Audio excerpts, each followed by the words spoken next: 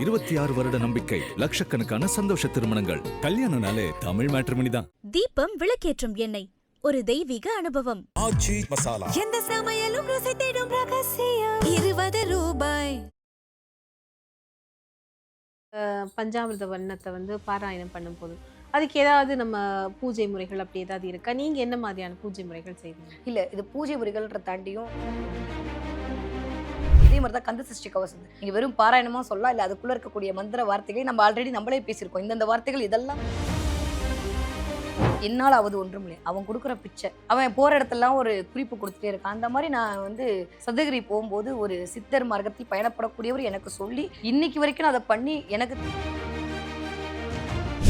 வாழ்க்கையை சரி பண்ணியே தீரணும். நான் அதுக்கு தான் இறைவனை கும்பிட்றேன். அதுக்கு எனக்கு வழி தெரியாம நான் தவிக்கிறேன் அப்படின்னு சொல்லக்கூடிய ஆட்களுக்கு ஒரே ஒரு விஷயம், இதை மட்டும் பண்ணி பாருங்க, லைஃப்ல ஜெயிச்சிடுவீங்க. பால் வரும்போது இந்த பாலோட விஷயத்தை ஊற்றி பால் அபிஷேகம் பண்ணுங்க. அடுத்து தயிர் வரும்போது அதுல தயிரை ஊற்றி தயிர் அபிஷேகம், அதை முடிச்சோடனே தயிர் அபிஷேகம் ஊற்றி ஒரு நான் சித்த மார்க்கத்தில் அவர்களிடம் கத்துக்கிட்ட உடனே இன்னைக்கு ஐபிசி மக்கள் என்ன கொடுத்து வைத்தவர்கள்னு தெரியல. நான் எங்கேயுமே சொல்லாத ஒரு ரகசியத்தை சொல்றேன். இயல்பாகவே உங்களுக்கு ஃபினான்ஷியல் பிரச்சனை இருக்கு, மன ரீதியாக எனக்கு எல்லா கண்ணுக்கு தெரியுது, எனக்கு கைக்கு வர மாட்டேங்குது அப்படின்னு நினைக்கக்கூடிய ஆட்கள் இந்த பஞ்சாமிர்த வண்ணம் படிக்கும் போது அது கேட்கும் போதே ஆடுதா, எனக்கு சொல்லும் போதே ஆடும். ஏன்னா இயல்பாவே நான் நம்ம ஒன்றும் அவ்வளோ பெரிய உங்களை மாதிரியான சிங்கர்லாம் கிடையாதுன்னு வச்சுக்கோங்களேன். தாஷானி குரல் கேட்டுகிட்டே இருக்கலாம். இது எனக்கு என்னமோ மீனாட்சி இந்த மாதிரி தான் இருக்குன்னு கொடுத்துருக்காப்புல. அப்போது இதுலேயே யாருக்கும் தெரியாமல் என் வீட்டில் மேக்ஸிமம் நான் வாசிக்கக்கூடிய என்னுடைய வீணையாக இருக்கட்டும், நான் பாடக்கூடிய என்னுடைய பாட்டு, நான் அடிக்கக்கூடிய என்னுடைய பறை, இதில் எல்லாமே இந்த தேன் இடத்துல இருக்கக்கூடிய இந்த பஞ்சாமிர்தத்தில் அது பேரே பாம்பன் சுவாமிகளாக இருக்கட்டும், இல்ல அந்த முருகனாக இருக்கட்டும், எந்த குறிப்பில் உங்களுக்கு அருள்பாவனை செய்வார்கள் தெரியுமா? அவங்க வீட்டுல பட்டாம்பூச்சி பறக்கும். முதல் விஷயம், உள்ளுக்குள்ள அப்படியே நீங்க ஒரு 10 நிமிஷம் அப்படியே அமைதியா சலனமுற்று உட்கார்ந்துருவீங்க. கண்ணுல இருந்து அப்படியே தண்ணீர் தார தாரையா.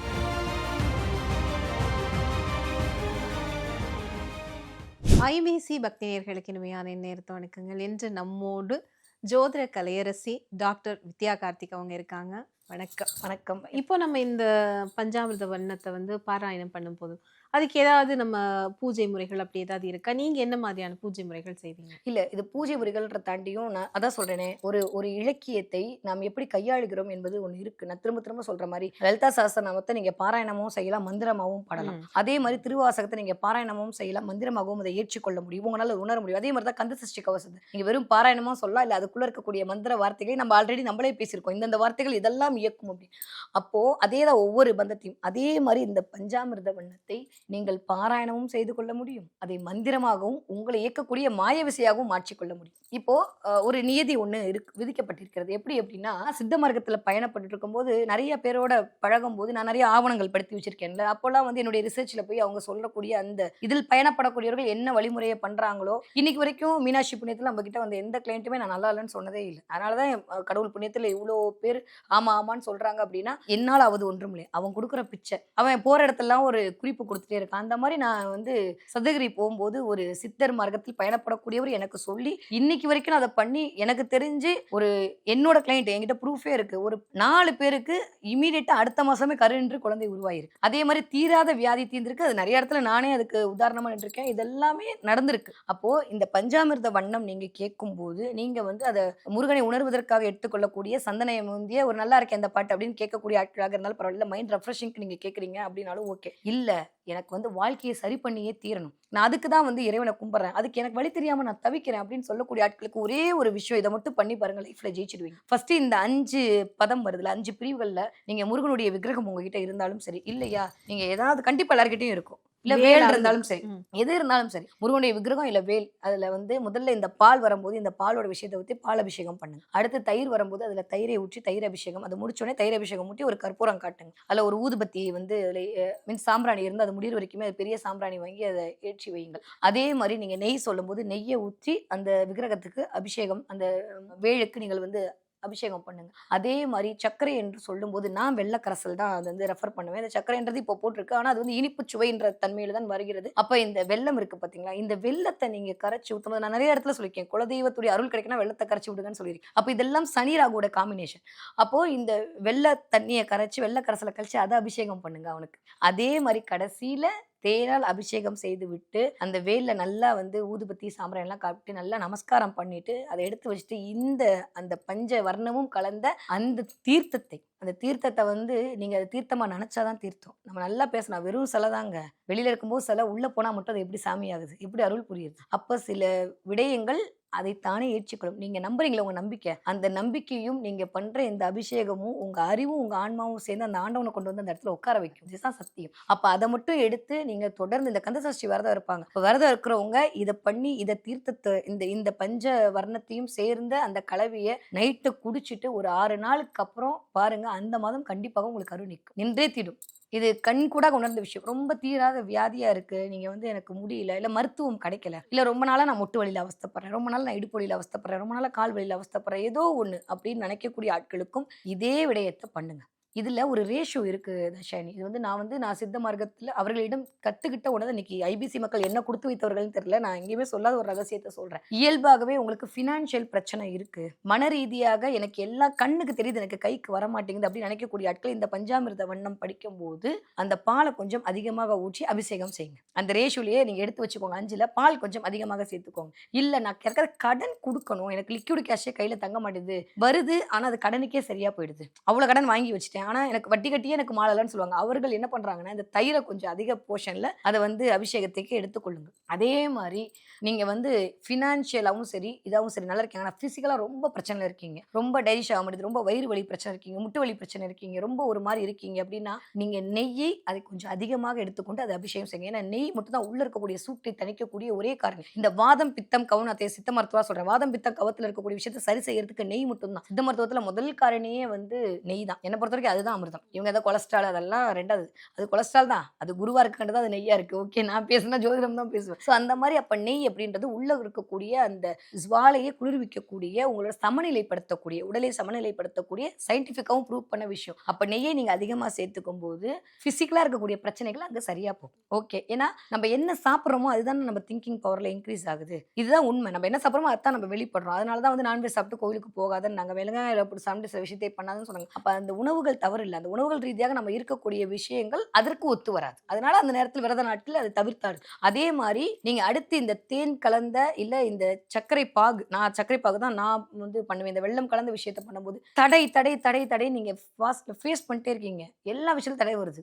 என்னால வந்து எனக்கு தெரியுது, நான் இதை என்கிட்ட பணம் இருக்கு, என்கிட்ட வந்து எல்லாமே நல்லா இருக்கு, இது போட்டா இது விழுந்துரும் எனக்கு தெரியும், ஆனா அது வர மாட்டேங்குது, அந்த பேங்க் மேனேஜர் சைன் போட மாட்டேங்கிற, இல்ல இந்த பிசினஸ் எனக்கு கிடைக்க மாட்டேங்குது, இந்த ப்ராஜெக்ட் எனக்கு பிடிக்க முடியல, எனக்கு விஷயம் தெரியுது என்னால முடியும், ஆனா போற இடத்துல ஒரு தடை வருது. ஏதோ ஒரு தடை, கல்வியா இருக்கட்டும், படிப்பா இருக்கட்டும், கல்யாணமா இருக்கட்டும், திருமண தடை நீங்க நீங்கணும்னா இந்த எனக்கு தெரிஞ்சு நிறைய பேருக்கு நான் ப்ரூஃபே கட்டினேன், ஒரு 15-16 பேருக்கு இதை பண்ண சொல்லி திருமணம் அடுத்த மாசம் கைகூடி இருக்கு. அவ்வளவு விஷயத்த கொடுக்கும். அப்ப இதுல என்ன ரேஷியோ அதிகமாக கலந்துக்கணும், வெள்ளத்தை அதிகமாக கலந்து கொள்ள வேண்டும். இது ரொம்ப முக்கியம். அடுத்து நீங்க இதெல்லாம் வாண்டி பெயர் புகழ் அந்தஸ்து கீர்த்தி செல்வாக்கு சொல்வாக்கு உங்களுக்கான ஒரு பவர்ஃபுல்லான ஒரு ஆளை நீங்க மாறணும்.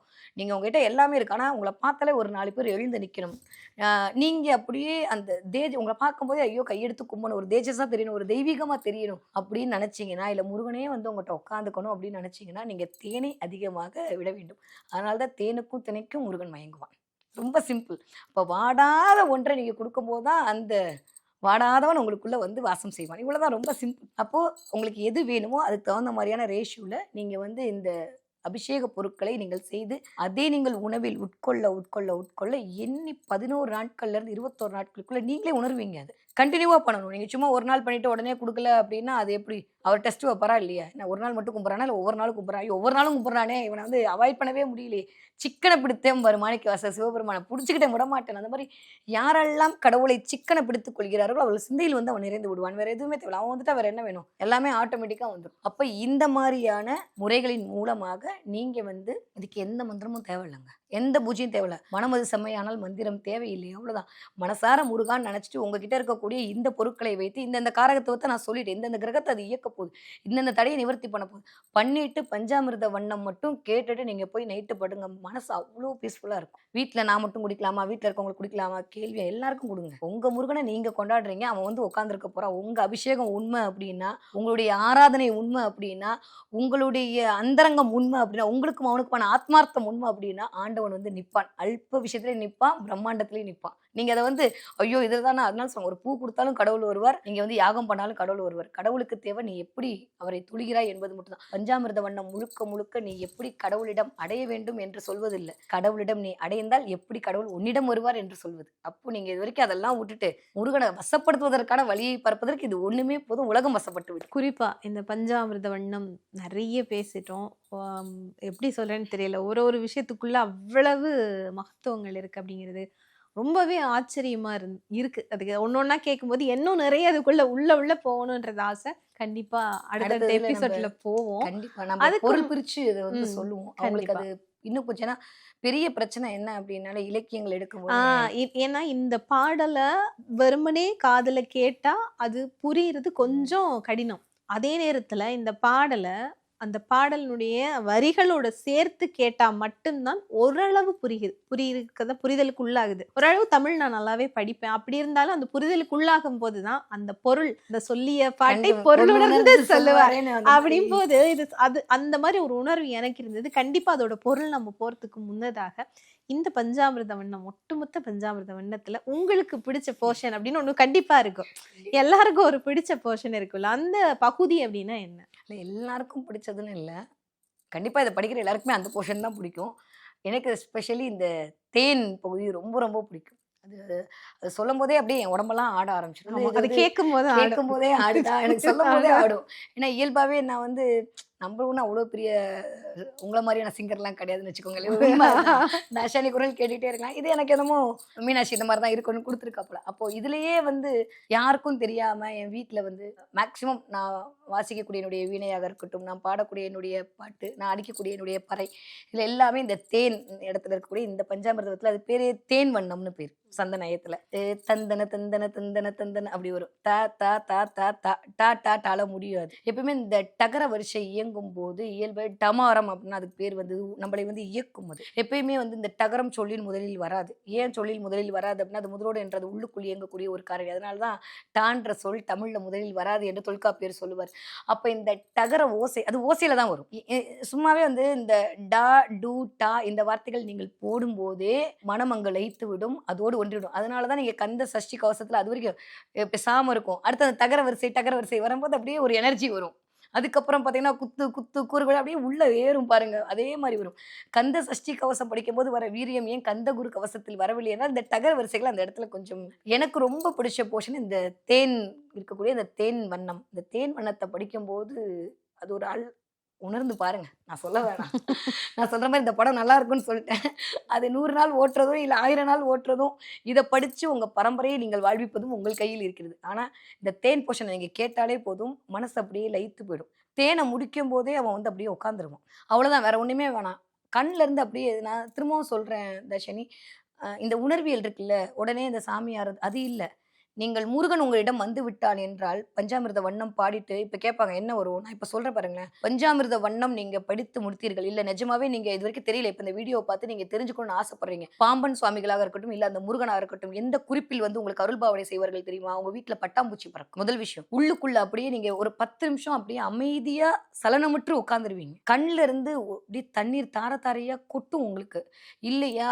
ஏதோ ஒண்ணுக்குள்ள அப்படியே லயித்து பேசாம இருப்பீங்க. கால்ல இருந்து இந்த இடம் சொல்லும் போது எனக்கு அப்படி இருக்கு, அப்படியே சுருன்னு ஒரு மாதிரியான ஒரு வைப்ரேஷன் உங்களுக்குள்ள வரும். இந்த 5ம் பஞ்சாமிர்த வண்ணத்தில் நீங்கள் தேன் பகுதி முடிக்கும் போது உங்களுக்கு நிகழ்கிறது என்றால் முருகன் உங்களிடம் வந்து விட்டான் என்று அர்த்தம். நீங்க வேற எங்கேயுமே தேட வேணாம். உங்க உணர்வுக்குள் நிற்கிறான், உங்கள் உயிருக்குள் நிற்கிறான், உங்க உடலுக்குள் நிற்கிறான், உங்கள் பார்வையில் நிற்கிறான், உங்கள் பரிசுத்தத்தில் நிற்கிறான், எல்லா இடத்துலயும் முருகன் நிற்கிறான். அவ்வளவுதான்.